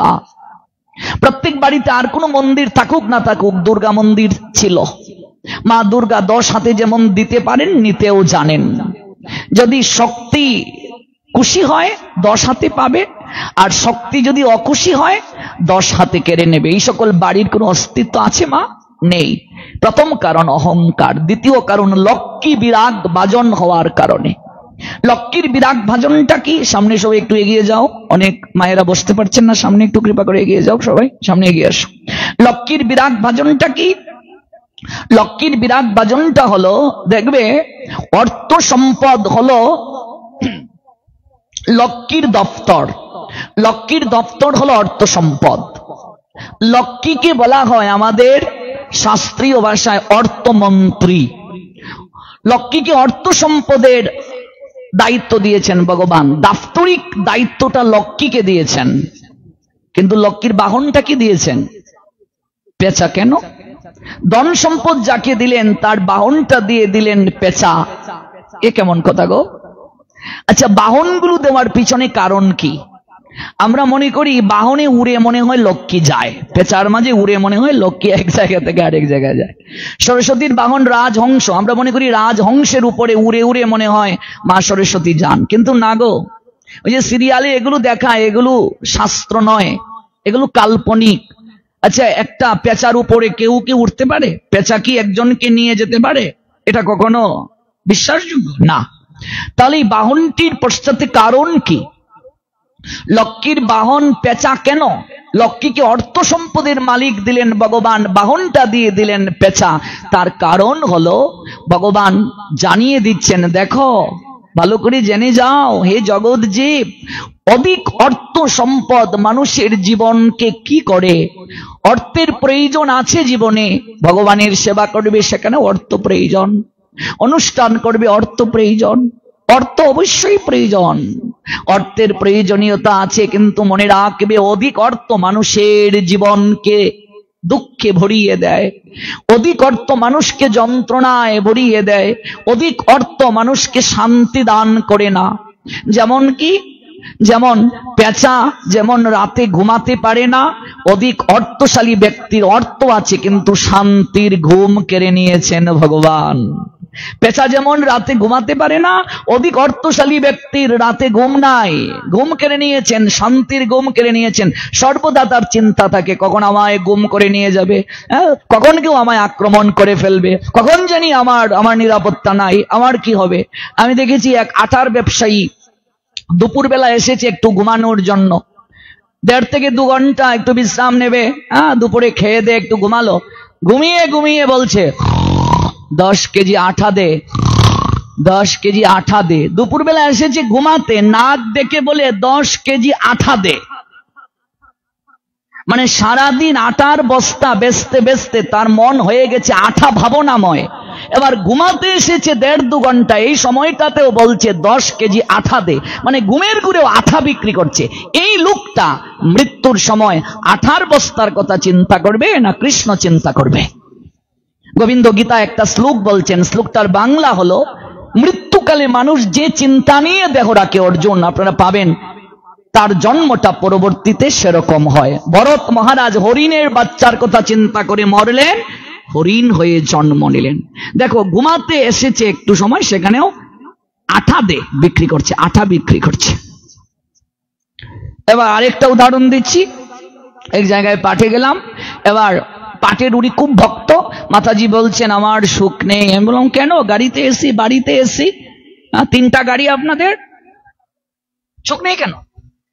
টাকা দিই বলছে টাকা দিয়ে কি সুখ হয়? আমি বললাম সবাই তো আমরা টাকার পিছনেই ছুটছি, টাকা দিয়ে সুখ হয় না, কি বলছেন আপনি? বলছে দেখুন, আমাকে বলছে প্রভুজি আমার একটা ইচ্ছে ছিল এমন যে বিয়ের পর অন্তত আমার স্বামী 6 মাসে হলো একবার কোথাও ঘুরতে নিয়ে যাবে, বছরে একবার হলেও কোথায় ঘুরতে নিয়ে যাবে। এই যে আপনার দাদা যার সঙ্গে আমার বিয়ে হলো, সকালবেলা একটু নাস্তা খেয়ে যায়, দুপুরে টিফিন বক্সে খাবারটা দিয়ে দেই, রাত্রিবেলা এসে একটু রুটি, শরীরের এমন কোনো জায়গা নাই ফুস করার আর বাকি নাই। ফুস বুঝেন তো? শরীরের একটা জায়গাও নাই ফুস করার আর বাকি নাই, সিরিঞ্জ ঢুকাতে ঢুকাতে আর বাকি নাই, মানে সুগার। এবার রাত্রিবেলা তিনি কোন ক্রমে একটু মুড়ি নতুবা রুটি খেয়ে ওজনটাও বেড়ে গেছে, আমার পাশে ঘুমিয়ে এই নাক ডাকে। এবার আমি আছি কি নেই এই নিয়ে তার কোনো চিন্তা নেই। যদি বলি ওগো চলো না আজকে একটু মার্কেট যাই, ড্রাইভারকে নিয়ে চলে যাও, চলো আজকে একটু বাণিজ্য মেলায় যাবো, ড্রাইভারকে নিয়ে চলে যাও। মাঝে মাঝে ভাবি আপনার দাদার গলায় মালা না দিয়ে যদি ড্রাইভারের গলায় মালা দিতাম ভালো হতো। সারা বাংলায় তো ঘুরি, কত অভিজ্ঞতা আমাদের। তার মানে সুখী নয় তিনি। কেন সুখী নয়? কারণ এই অর্থ তাকে সুখ দিচ্ছে না, তিনি প্রপার টাইম পাচ্ছেন না। তার থেকে বড় কথা, তিনি একটু মন্দিরে যেতে চান, তীর্থে যেতে চান, সেটাও তিনি পাচ্ছেন না। আমি বললাম কেস বড় জটিল। তাহলে ব্যবসায়ী মানুষকে তো দিনে পাওয়া যায় না, রাত্রিবেলা। সাধুরা আসলেও তাদের কাছে বসার সময় নাই। এবার রাত্রিবেলা তাকে নাগাল পেলাম, বললাম এই যে এলাম 7 দিনের জন্য পাটে আপনাদের এখানে, আপনাকে তো আর নাগালেই পাই না। সুখ দুঃখের কথা তো কেবল বৌদির কাছ থেকেই শুনলাম, আপনি কি সুখী? এই একটা প্রশ্ন আপনি করলেন, তাহলে বসুন বলি। ছোটবেলা আমার বাবা ওই এরকম মাটির পাত্রের মাঝে দই কাপ নিয়ে বিক্রি করতেন, দই রাখবে গো দই রাখবে, তখন আমায় 5 টাকা দিয়েছিলেন। ওই 5 টাকা আমি বয়ম, বুঝেন তো, বয়মের মাঝে রেখেছিলাম, কৌটার মাঝে। সারা রাত আমি ঘুমাতে পারি না, একটু পরে পরে এসে আমি ওই কৌটার ঢাকনা খুলে দেখি 5 টাকা আছে কিনা। এই 5 টাকা আমাকে ছোটবেলা ঘুমাতে দেয় নাই। আমি বললাম এখন তো অবস্থা কি, এখন মেশিন দিয়ে টাকা গুনি। ওই 5 টাকা যেমন আমাকে ঘুমাতে দেয়নি, এখনো আমাকে ঘুমাতে দেয়নি। বৌদি বললাম আপনি পাশে বসে নাক ডেকে ঘুমান। বলছে এটা তো ক্লান্ত হয়ে আমি ঘুমাতে পারি না, কখন জানি কি হয়ে যায়। অর্থ সম্পদের মালিক দিলেন লক্ষ্মীকে, দফতরটা দিলেন লক্ষ্মীকে, বাহনটা দিয়ে দিলেন পেঁচা। পেঁচা যেমন সূর্যের কিরণ পছন্দ করে না, পেঁচা যেমন গাছের কুটোরে থাকে, সূর্যের কিরণ পছন্দ করে না। রবীন্দ্রনাথ বলছেন এই জগতে ধনী যারা, ধনী অর্থশালী রাজা যারা ছিল, জমিদার যারা ছিল, এই জগতে হায় যার আছে ভুরি ভুরি, কাঙ্গালের দন চুরি করে রাজার ভান্ডার বড়ি। ঝুঁকের নিয়ে ওরা শোষণ করে খেয়েছে। এই জন্য পরিবারকে একটু সময় দেওয়া প্রয়োজন। এখানে অনেকে ব্যবসায়ীও হয়তো আমার পাঠ শুনতে এসেছেন, তাদের বউ যদি এসে থাকে বলবে দেখেছো প্রভুজি পাঠে কি বলেছে, তোমরা যে সময় দাও না, কোথাও ঘুরতে না নিয়ে যাও না, তারা বায়না ধরবে। এই জন্য জীবন তো একটাই, এই জীবনটাকে একটু কৃষ্ণ সেবায় অর্পণ করতে হবে আমাদের। একটু স্ত্রীকে নিয়ে মন্দিরে যান, ভাগবত পাঠে যান, একটু তীর্থে যান, মাঝে মাঝে একটু তীর্থ প্রয়োজন আছে, ধামে যাওয়া প্রয়োজন আছে, সাধু সঙ্গ প্রয়োজন আছে, অর্থের প্রয়োজন আছে। আমি আবারও বলছি, কিন্তু এই অর্থটা যেন আমাদের জীবনে একমাত্র প্রয়োজন না হয়।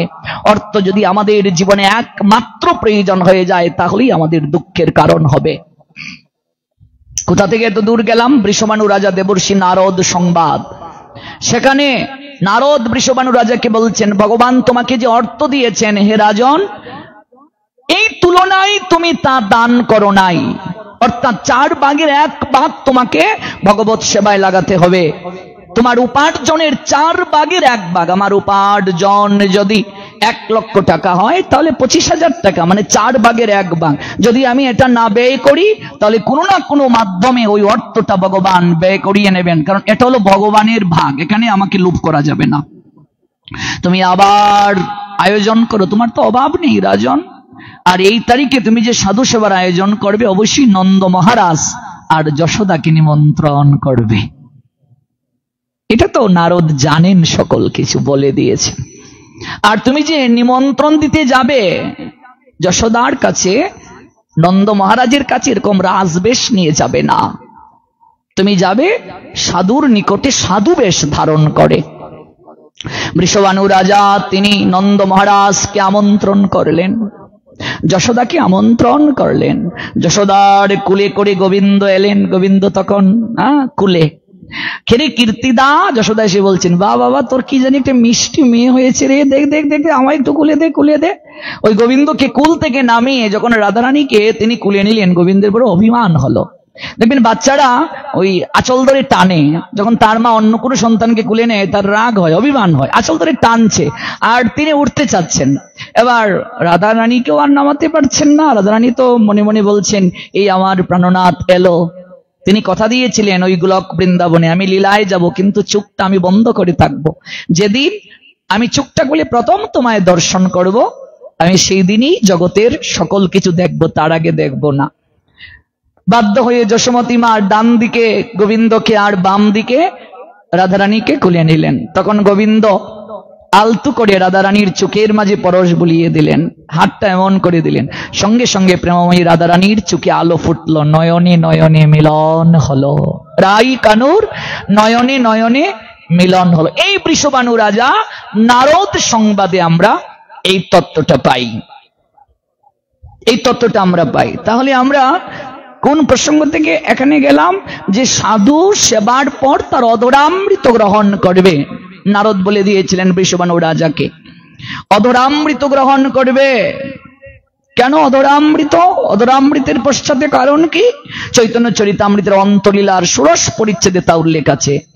তাতে বৈষ্ণবের জুটা খাও চারি ঘৃণালাস, তাহা হইতে পাইবা বাঞ্ছিত সব কাজ। কৃষ্ণের উচ্ছিষ্ট হয় মহাপ্রসাদ নাম, ভক্ত শেষ হইলে মহা মহাপ্রসাদ উপখ্যান। ভক্ত পদদুলি আর ভক্ত পদ জল, ভক্ত ভুক্ত শেষ, এই তিন সাধনের বল। কখনো সামাজিক অনুষ্ঠানে নিমন্ত্রণ ছাড়া যাবে না, কারো বিবাহে নিমন্ত্রণ ছাড়া যাবে না, বাবার বাড়িতেও নিমন্ত্রণ ছাড়া কারো বিয়েতে যাবে না। এটা সতী আমাদেরকে এই শিক্ষাটা দিয়ে গেলেন। আপনারা জানেন তো দক্ষ মহারাজের যজ্ঞের কথা, সবাইকে নিমন্ত্রণ করলেন, মহাদেবকে নিমন্ত্রণ করেছিলেন দক্ষ, কিন্তু সতী যেচে গিয়েছিলেন, তাতে হলো কি অপমান হতে হয়েছিল। এজন্য সামাজিক অনুষ্ঠানে কখনো নিমন্ত্রণ ব্যতীত যাবে না। দেখবে বিভিন্ন কমিউনিটি সেন্টারে নিমন্ত্রণ ছাড়া অনেকে চলে যায়। তোমরা কোন পক্ষ গো? কয় বর পক্ষ না কনে পক্ষ? বলছে কনে পক্ষ। কয় এটা তো বিয়ের অনুষ্ঠান না, এটা তো জন্মদিনের পার্টি। তার মানে নিমন্ত্রণ ব্যতীত কখনো সামাজিক অনুষ্ঠানে যাবে না, উচিত নয়, যাওয়া উচিত নয়। আর কি? শ্রাদ্ধ অনুষ্ঠানেও নিমন্ত্রণ ব্যতীত যাবে না, কোনো জন্মদিনে নিমন্ত্রণ ব্যতীত যাবে না, সামাজিক কোনো অনুষ্ঠানে নিমন্ত্রণ ব্যতীত যাবে না। কিন্তু বৈষ্ণব সেবায় নিমন্ত্রণের অপেক্ষা রাখবে না, যে আমায় নিমন্ত্রণ করলো কিনা অপেক্ষা রাখবে না। যার মুখেই শুনবে বৈষ্ণব সেবা হচ্ছে, হরিনাম হচ্ছে, মহাযজ্ঞ হচ্ছে, নাম কীর্তন হচ্ছে, এখানে নিমন্ত্রণের দরকার নাই। এটা যাব নিজের কল্যাণের জন্য, ছুটে চলে যাবে। একটু প্রসাদ দাঁড়িয়ে নেবে, অপেক্ষা করবে, লাইন ধরে দাঁড়িয়ে থাকবে একটু প্রসাদের জন্য, কারণ এটা আমি আমার কল্যাণের জন্য, আমার আত্মশুদ্ধির জন্য, আমার আত্মকল্যাণের জন্য, মঙ্গলের জন্য আমি যাব। এই জন্য যে কি গো এলে না, আমি নিমন্ত্রণ পাইনি, তাহলে বুঝলে তুমি নিচে পড়ে গেলে। আবার কেউ কেউ এমন বলে, এই উত্তর কখনো দেবে না, কি গো ভাগবত পাঠে যাবে না? দেখি যদি পারি চেষ্টা করব। মানে কি? মানে তিনি এসে আমাদের শ্রাদ্ধ পিণ্ডি দিয়ে উদ্ধার করবেন, মানে আমাদের দায়, দেখি যদি পারি চেষ্টা করব। তিনি কি চেষ্টা করবেন? এই কথাটা বললেই অপরাধ হয়ে গেল। ভগবান বলবেন, তোকে পাঠালাম মনুষ্য দেহ দিয়ে আমার গুণকীর্তন করার জন্য, আর তুই বলছিস দেখি পারি যদি চেষ্টা করব, তাহলে সারা জীবন তুই চেষ্টাই করবে। যা, কি বলতে হবে? উত্তরটা কি হবে? আশীর্বাদ করবেন, গোবিন্দ কৃপায় যেন যেতে পারি, গুরু বৈষ্ণবের কৃপায় যেন যেতে পারি, এইরকম উত্তর হবে। দেখি 10 দিন আছে, মাত্র তো শুরু, শেষের দিনে চেষ্টা করব, এরকমও বলা যাবে না। বলবেন কৃপা আশীর্বাদ করবেন যেন যেতে পারি, ভগবান যেন কৃপা করে নেন, বাবা লোকনাথ ব্রহ্মচারী যেন কৃপা করে নেন। কি গো রাখের উপবাসে যাবে না? দেখি, এরকম ভাব রাখা যাবে না। বাবা যেন কৃপা করে আমায় নেন, উত্তরটা হবে বাবা যেন আমায় কৃপা করে নেন। আর কি? আমরা তিনটা শিক্ষা নিয়ে যাব। এটা হলো প্রথম শিক্ষা। দ্বিতীয় শিক্ষা, যদি কেউ আপনাকে প্রশ্ন করে তোমার সন্তান কজন গো মা, তখন আমরা বলি 2 ছেলে 1 মেয়ে, 1 ছেলে 2 মেয়ে, 3 ছেলে 2 মেয়ে, খুব অহংকার করে বলি।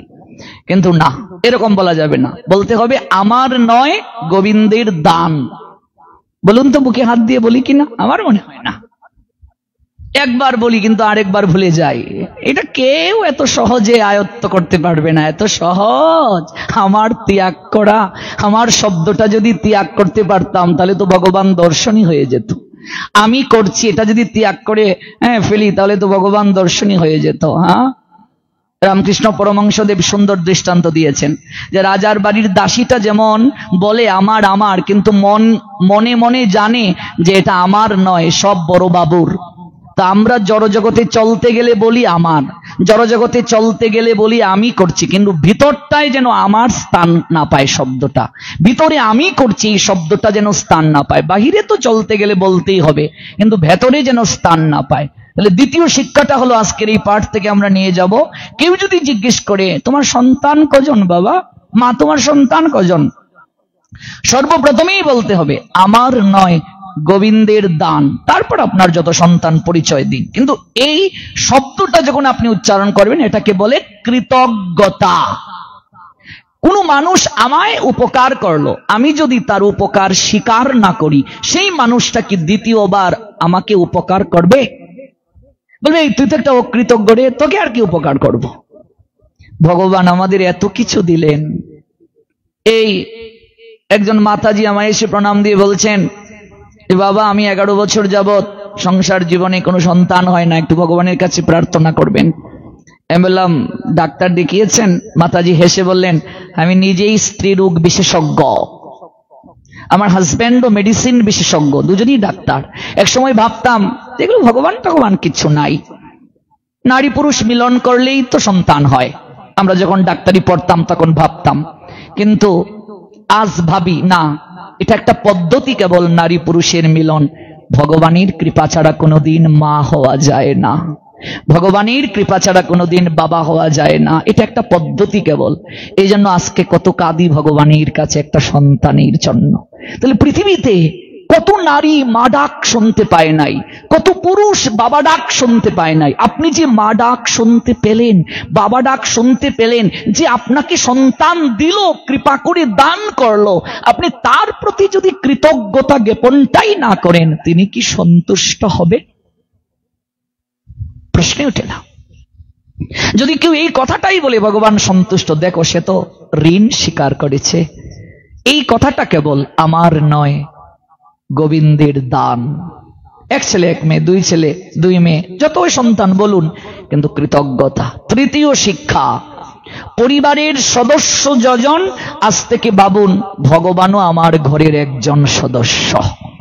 এই 3টা শিক্ষা যদি আজকের এই ভাগবত আসর থেকে আমরা নিয়ে যেতে পারি, অন্তত আমরা অনেক দূরে এগিয়ে যাব, সম্পর্ক স্থাপনে অনেক দূরে এগিয়ে যাব। যারা অনেক পরে এসে গেছেন তারা তো মিস করে ফেলেছেন। আমরা অনেকক্ষণ যাবত হরিকথা বলছি, 1 ঘন্টার অনেক উপরে চলে গেছে, প্রায় 1.5 ঘন্টার কাছাকাছি হয়ে গেছে।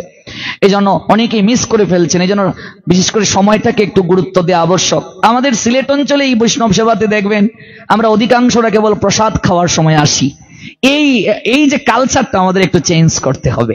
যদিও এই কথাটা আমি অন্য জেলায় গিয়ে বলবো না, যেহেতু আমি সিলেটের ছেলে, এই পরিবার সিলেট আমার পরিবার, কাজেই ঘরের ছেলে ঘরে এটা বলতেই পারে, এটা দোষের কিছু না। আমরা প্রায় জায়গাতেই বৈষ্ণব সেবায় যদি পাঠে যাই দেখবে কেবল প্রসাদ পাওয়ার সময় লোক। এটা তো দেহের খাবার প্রসাদ, কিন্তু আত্মার প্রসাদ হলো হরি কথা। ওই হরি কথা শ্রবণ করে আত্মার প্রসাদ দিয়ে তারপর আমাদের দেহের প্রসাদ গ্রহণ করতে হবে। এই জন্য এটা যেন আমরা অন্য অনুষ্ঠানে আর একটু গুরুত্ব দিই।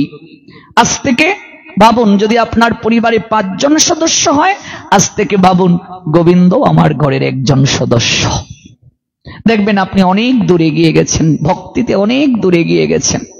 এটা যদি আমরা ভাবতে পারি, যদি এইভাবে ভগবানকে গ্রহণ করতে পারি, তাহলে দেখবেন আপনার মাঝে অনুভব আসবে, এই গরমে আমার এত কষ্ট হচ্ছে, ফ্যানের দরকার, তাহলে আমার ভগবানের ঘরে ফ্যান নেই। এটা কখন আসবে? যে আমার ঘরে এসি আছে, আমার ভগবানের ঘরটা এসি নাই। এই চিন্তাটা কখন আসবে? যখন আমি তাকে আমার ঘরের একজন সদস্য ভাববো। যে আমি অশৌচে, আমি ঠিকই তো খাচ্ছি, কিন্তু আমার ভগবান খাচ্ছেন না, আমি পারছি না, আমি শারীরিক অশৌচ, আমি অন্য কাউকে দিয়ে সেবাটা দেওয়াবো, তাকে আমি না খাইয়ে কিভাবে রাখবো? এটা কখন আসবে? যে আমি ফিজিক্যালি ট্রাবলে আছি, 5 দিন পারছি না, আমি আরেকজনকে দিয়ে দেব। কখন এই চিন্তাটা আসবে? যখন ভগবান আমার ঘরের একজন হয়ে যাবেন, ভগবান আমার নিজের একজন হয়ে যাবেন, তখন আমাদের মাঝে আর এই চিন্তাটা থাকবে না। আমাদের এই অনুভবটা তখন প্রগাঢ় হয়ে যাবে, ভক্তি প্রেমে অনুভব। আজকের এই বৈষ্ণব সেবা, আজকের এই অহৈতুকী আয়োজন, শ্রীযুক্ত প্রদীপ পাল মহোদয় দেখুন, এই 5 তলায় কত কষ্ট করে এই বক্স উনি তুলেছেন। ওনার যদি ভেতরে ভক্তি না থাকতো তাহলে কি সম্ভব হতো? একদিনের পাঠে কত সুন্দর করে বেশাসন বানিয়েছেন, একদিনের পাঠে কত সুন্দর করে ডেকোরেশন করেছেন। তাহলে যদি ভগবানের প্রতি ওনার প্রেম না থাকতো, ভক্তি না থাকতো, অনুরাগ না থাকতো, তাহলে কখনো এমন আয়োজন তার দ্বারা হতো না। অবশ্যই তার প্রেম আছে, ভক্তি আছে গুরু বৈষ্ণবের প্রতি, ভগবানের প্রতি, এবং বিশেষ করে ওনার মায়ের প্রতি ওনার যে শ্রদ্ধা আমি নিরীক্ষণ করলাম এই কিছুদিন। মায়ের প্রতি ওনার যে ভালোবাসা, মায়ের প্রতি ওনার যে বিশেষ ভক্তি, এটা আপ্লুত করেছে আমায়। যে সন্তানের জীবনে মাতৃ আশীর্বাদ থাকে, শাস্ত্র বলে দিয়েছে সেই সন্তানের কোনোদিন পতন হয় না। মায়ের আশীর্বাদটা হচ্ছে রক্ষা কবচ। যে সন্তানের জীবনে মাতৃ আশীর্বাদ থাকে, মায়ের আশীর্বাদ থাকে, গান্ধারী ওই মায়ের আশীর্বাদ দিয়ে দুর্যোধনের শরীরকে রক্ষা কবচ করে ফেলেছিল। জানেন তো সেই লীলা মহাভারতে? কেবল একটু লীলাটা, এটা প্রদীপ বাবুর উদ্দেশ্যে আমার এই লীলাটা উৎসর্গ করা। দুর্যোধন কেবল বেঁচে আছে, সবাই মরে গেল। গান্ধারী তখন গেলেন কৃষ্ণদ্বৈপায়ন বেদব্যাসের নিকটে, প্রণাম দিয়ে বললেন, এ মহর্ষি, আপনি কৃপা করে অন্তত একটা সন্তান, একটা প্রদীপ যেন আমার জলে। আমার তো 100টা প্রদীপের মাঝে 99টা প্রদীপ নিভে গেছে, অন্তত একটা প্রদীপ যেন জলে, একটা প্রদীপের আলোয় যেন আমার হৃদয়টা আলোকিত হয়। আমি আজ যে আপনার কাছে এসেছি হে মহর্ষি, আমি কোনো কুরু সম্রাজ্ঞী হয়ে নয়, আমি রাজমাতা হয়ে আসি নাই, কুলবধূ হয়ে আসি নাই, আমি এসেছি এক অভাগিনী মা হয়ে আপনার কাছে। আমি এক দুঃখিনী মা। আমি এখানে ধর্ম অধর্মের বিচার করতে আসি নাই, উপদেশ জ্ঞান গ্রহণ করতে আসি নাই, এক দুঃখিনী মা আপনার কাছে এসেছি, একজন দুঃখিনী মা। কি করলে আমার একটা সন্তানকে আমি বাঁচিয়ে রাখতে পারবো?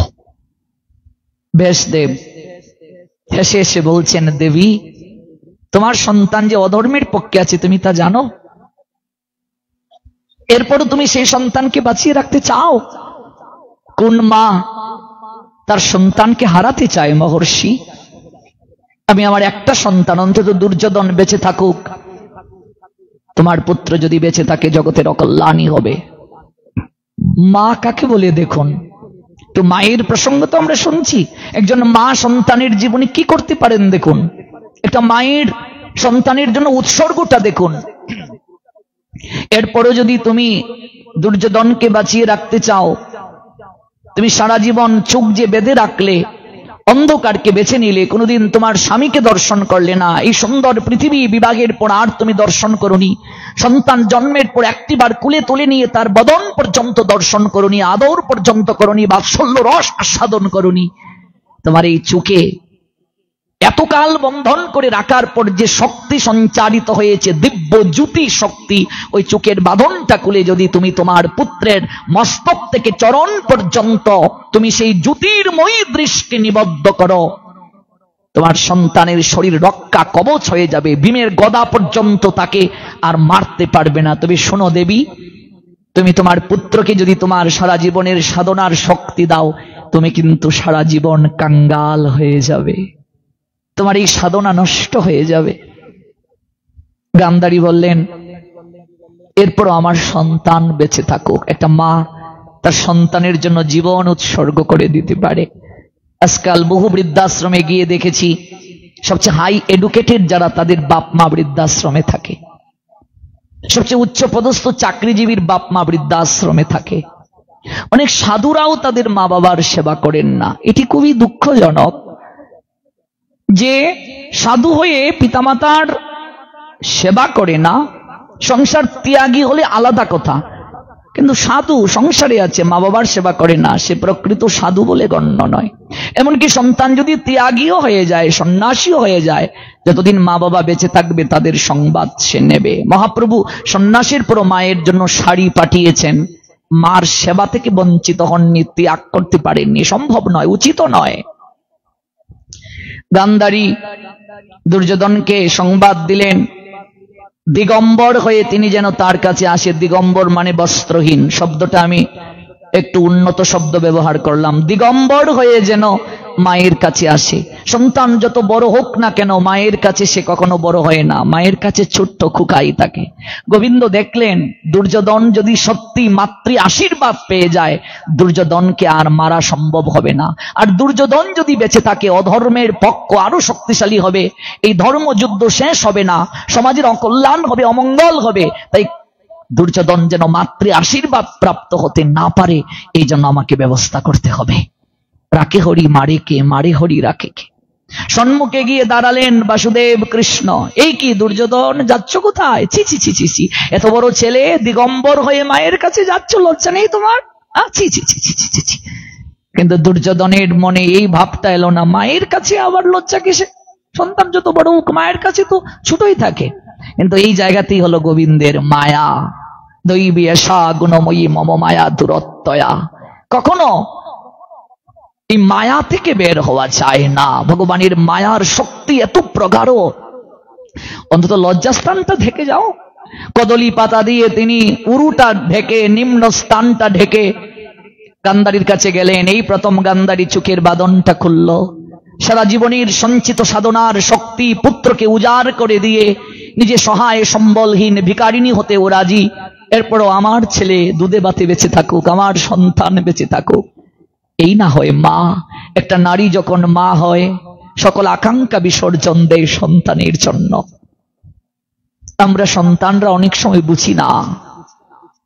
চোখের বাঁধনটা খুলে মস্তক থেকে চরণ পর্যন্ত যখন তার চোখে সঞ্চিত দিব্য জ্যোতি দিচ্ছেন, হঠাৎ তাকিয়ে দেখেন উরুটা ঢাকা।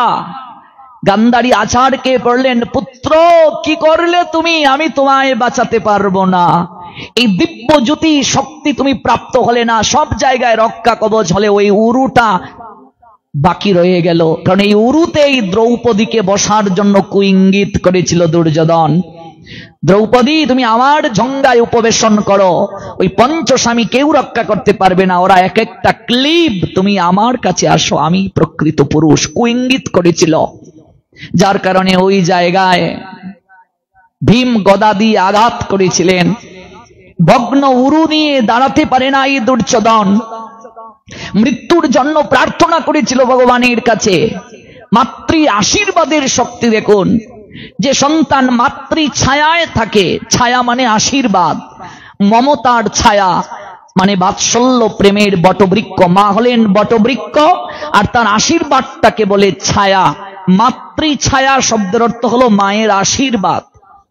মা হলেন বট বৃক্ষ। বট বৃক্ষ যেমন ছায়া দেয়, বৃক্ষ যেমন শত শত বছর এক জায়গায় দাঁড়িয়ে রুদ্র থেকে, তাপ থেকে উদ্ধার করে, তাপ থেকে প্রশমন করে লোককে, বৃষ্টি থেকে, ঝড় থেকে, বজ্রপাত থেকে রক্ষা করে, ওই ছায়াটা হলো আশীর্বাদ। যে সন্তান মাতৃ ছায়ায় থাকে, সেই সন্তানের জীবনে কোনোদিন পতন হতে পারে না। গান্ধারী কাঁদতে কাঁদতে লুটিয়ে পড়েছিলেন, পুত্র তুমি এ কি কার্য করলে? মায়ের কাছে সন্তান কখনো বড় হয় না, মায়ের কাছে সন্তানের কখনো বড় জ্ঞান ভাব থাকে না। তুমি মাতৃ ছায়ায় দাঁড়াতে পারলে না, আমি সারা জীবনের সাধনার শক্তি তোমার জন্য বিসর্জন করলাম, আর তুমি একই কার্য করলে পুত্র। মনে যদি পবিত্রতা থাকে, সন্তান যত বড় হোক মায়ের সম্মুখে দিগম্বর হয়ে দাঁড়াতে তার আবার লজ্জা কিসের? এই দেহ আমি ধারণ করেছি, ওই জায়গায় তুমি ছিলে, ওই জায়গা থেকে একটু একটু একটু করে তোমার নড়াচড়া আমি উপলব্ধি করেছি। মানুষ তো 9 মাস নয়, 10 মাস 10 দিন সন্তান ধারণ করে, আমি তার থেকে অধিকতর তোমাকে ধারণ করেছি। তোমাকে আমি কত কষ্ট করে জগতে আনয়ন করেছি, একটু একটু করে তোমাকে আমি বড় করেছি, আর তুমি সেই জায়গায় কি করলে পুত্র? নিজের সহায় সম্বল কিছু হারিয়ে সন্তানকে তিনি রক্ষা কবচ করতে গিয়েও বিপন্ন হয়ে গেলেন। এখানে আরেকটা শিক্ষা মহাভারতে দিলেন। সন্তান যদি ভক্তির পথে না থাকে, সন্তান যদি ত্যাগের পথে না থাকে, সন্তান যদি কৃষ্ণ ভাবনায় না থাকে, তাহলে সেই মা যদি অধার্মিক কোনো সন্তানকে ছায়াও প্রদান করে, মমতাও দান করে, সে কোনোদিন টিকে থাকতে পারে না। দুটো শিক্ষা দিয়েছেন মহাভারত। মাতৃ ছায়ায় আমাদের শ্রদ্ধাস্পদে সুপ্রদীপ পাল মহোদয় থাকুন এবং অনন্তকাল এমন করে সাধু সেবা করুন, গুরু বৈষ্ণবের প্রতি আনুগত্যশীল থাকুন, সুস্থ থাকুন, অহৈতুকী কৃষ্ণ প্রেম লাভ হোক, তার পরিবারের সবার মঙ্গল হোক। দূর দূরান্ত থেকে আপনারা যারা এসেছেন এই অপ্রাকৃত কৃষ্ণ কথামৃত গ্রহণ করার জন্য, আপনাদের অহৈতুকী কল্যাণ, অহৈতুকী মঙ্গল সাধন হোক। আবার হবে দেখা ঠিক রাত 8 ঘটিকায় শ্রী শ্রী লোকনাথ সেবাশ্রমে। আমি লোকনাথ সেবাশ্রম কমিটিকে ধন্যবাদ জ্ঞাপন করছি। তারা যদি আমাকে আমন্ত্রণ না করতেন তাহলে প্রদীপ বাবু তো আমায় পেতেন না। তাহলে সর্বপ্রথম কৃতজ্ঞতাটা লোকনাথ সেবাশ্রমেরই হওয়া উচিত। নিতাই গো।